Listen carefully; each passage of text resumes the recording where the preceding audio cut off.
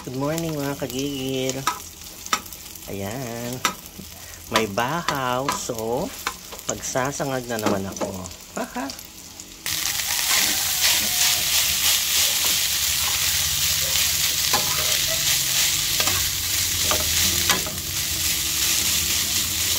Sangag-sangag sa umaga. Naku, sarap ng almusal natin.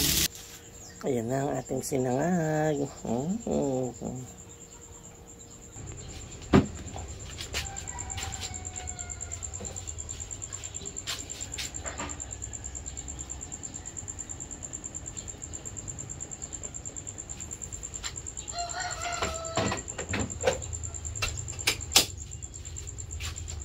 Ayan, good morning mga kagigil.